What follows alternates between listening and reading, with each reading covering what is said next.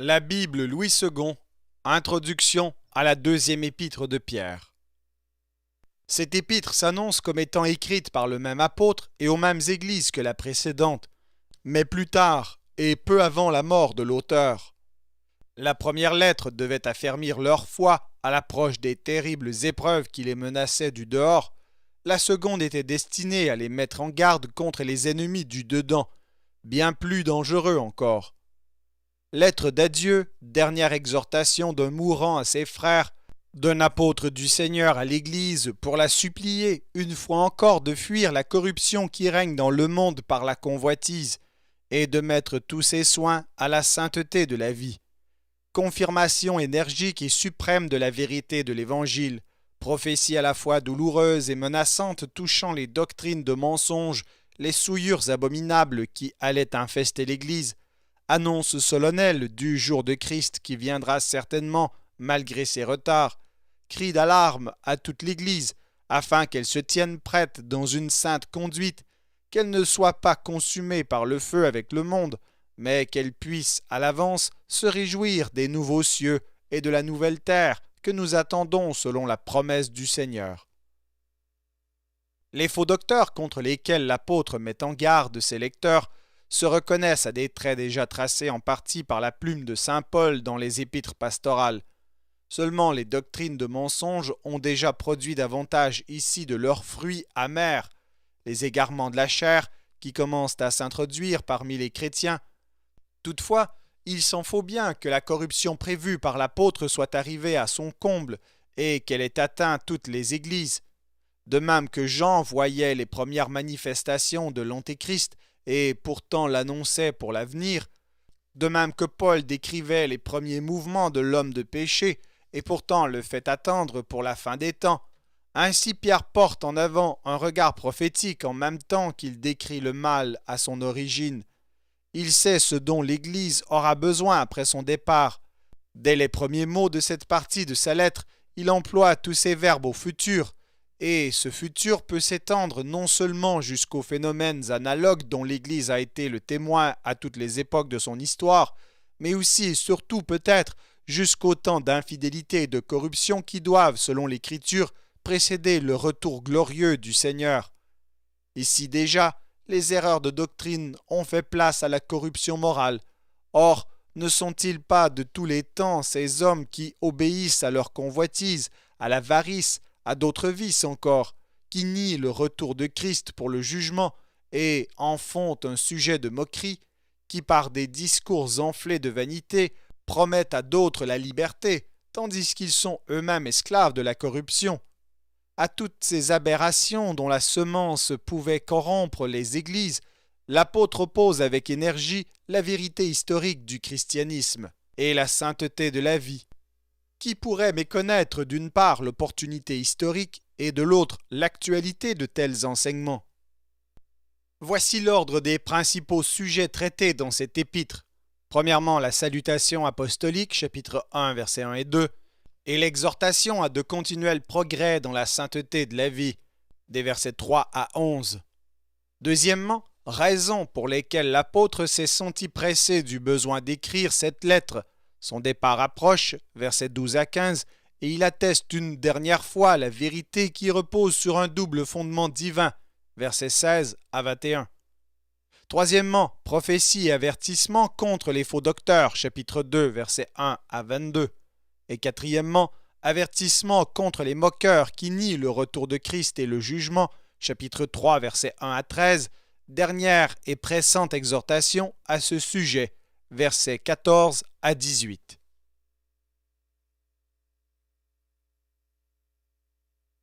Deuxième épître de Pierre, chapitre 1.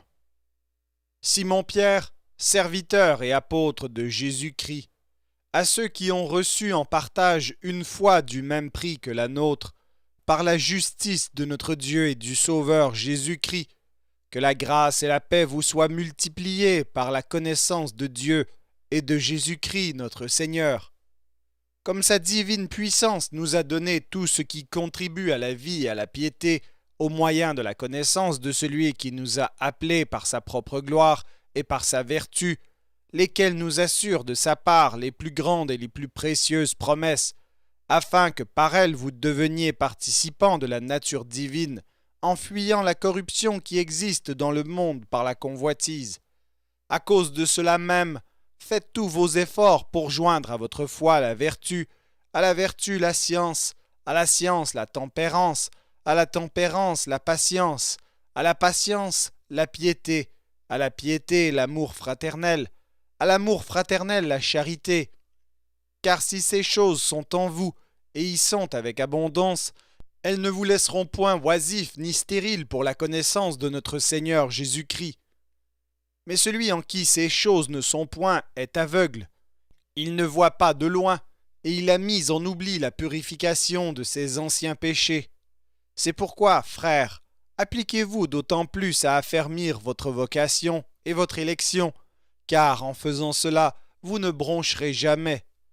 C'est ainsi en effet que l'entrée dans le royaume éternel de notre Seigneur et Sauveur Jésus-Christ vous sera pleinement accordée. Voilà pourquoi je prendrai soin de vous rappeler ces choses, bien que vous les sachiez, et que vous soyez affermis dans la vérité présente. Et je regarde comme un devoir, aussi longtemps que je suis dans cette tente, de vous tenir en éveil par des avertissements, car je sais que je la quitterai subitement, ainsi que notre Seigneur Jésus-Christ me l'a fait connaître. Mais j'aurai soin qu'après mon départ, vous puissiez toujours vous souvenir de ces choses.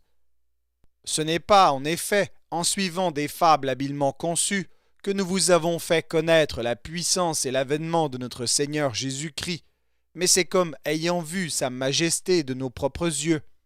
Car il a reçu de Dieu le Père honneur et gloire, quand la gloire magnifique lui fit entendre une voix qui disait « Celui-ci est mon Fils bien-aimé, en qui j'ai mis toute mon affection. » Et nous avons entendu cette voix venant du ciel, lorsque nous étions avec lui sur la sainte montagne. Et nous tenons pour d'autant plus certaine la parole prophétique à laquelle vous faites bien de prêter attention, comme à une lampe qui brille dans un lieu obscur, jusqu'à ce que le jour vienne apparaître et que l'étoile du matin se lève dans vos cœurs, sachant tout d'abord vous-même qu'aucune prophétie de l'Écriture ne peut être un objet d'interprétation particulière, car ce n'est pas par une volonté d'homme qu'une prophétie a jamais été apportée, mais c'est poussé par le Saint-Esprit que des hommes ont parlé de la part de Dieu.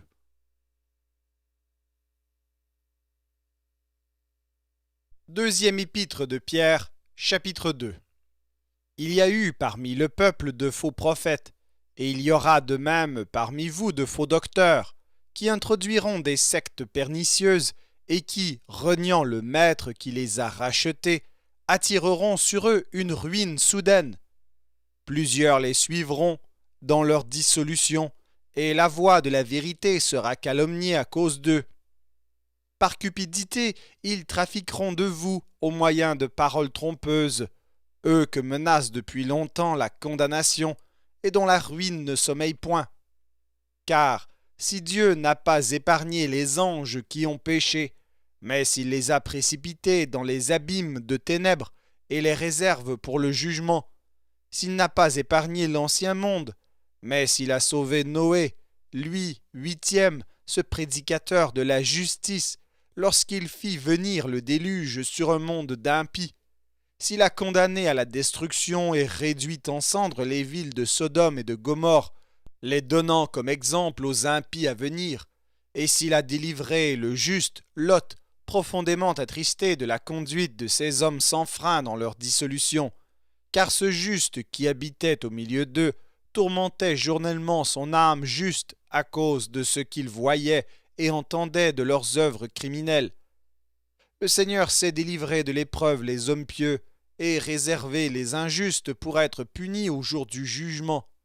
Ceux surtout qui vont après la chair dans un désir d'impureté et qui méprisent l'autorité. Audacieux et arrogants, ils ne craignent pas d'injurier les gloires, tandis que les anges supérieurs en force et en puissance ne portent pas contre elles de jugement injurieux devant le Seigneur.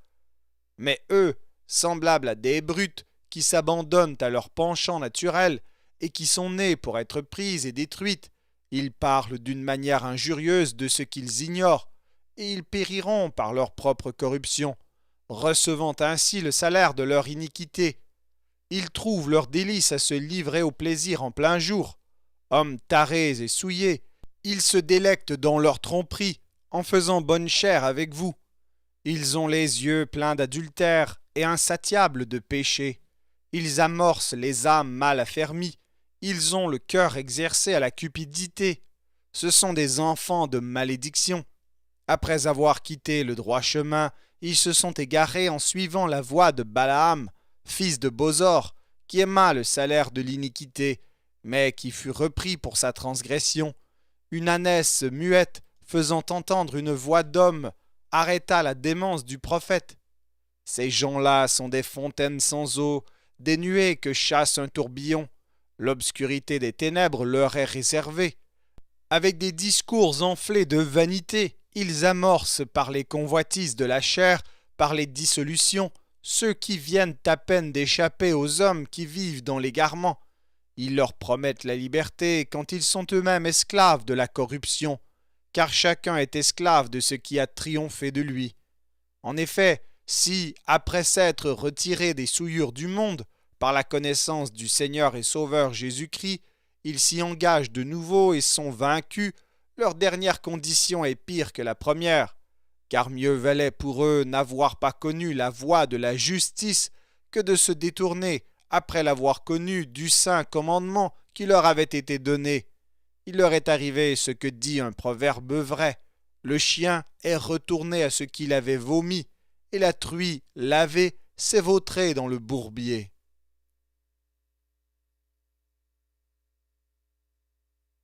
Deuxième épître de Pierre, chapitre 3.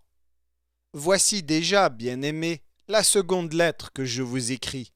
Dans l'une et dans l'autre, je cherche à éveiller par des avertissements votre saine intelligence, afin que vous vous souveniez des choses annoncées d'avance par les saints prophètes et du commandement du Seigneur et Sauveur, enseigné par vos apôtres, sachant avant tout que, dans les derniers jours, il viendra des moqueurs avec leurs railleries, marchant selon leur propre convoitise, et disant « Où est la promesse de son avènement ?»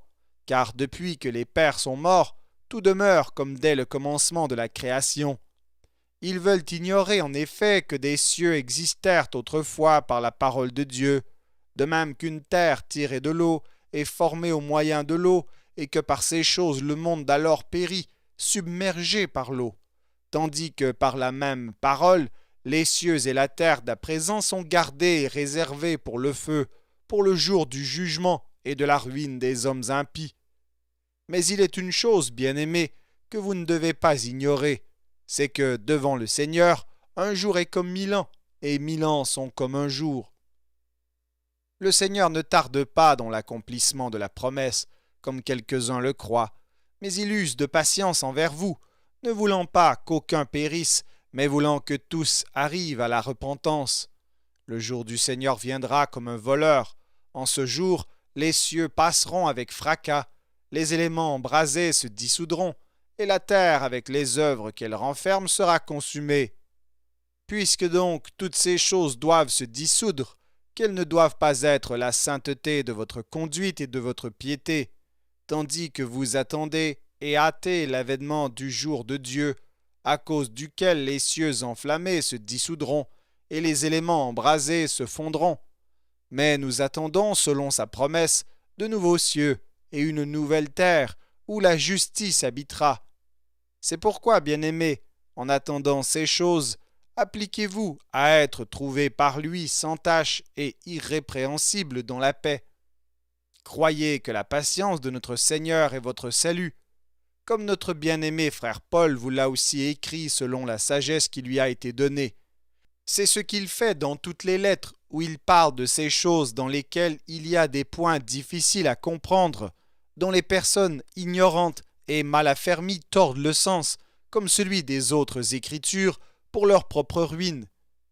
Vous donc, bien-aimés, qui êtes avertis, mettez-vous sur vos gardes, de peur qu'entraînés par l'égarement des impies, vous ne veniez à déchoir de votre fermeté. Mais croissez dans la grâce et dans la connaissance de notre Seigneur et Sauveur Jésus-Christ. À lui soit la gloire, maintenant et pour l'éternité. Amen. Merci d'avoir écouté cet enregistrement de la Bible. N'hésitez pas à le partager. Vous pouvez également télécharger la version MP3 sur le site Un héros dans le net. Vous avez le lien dans la description.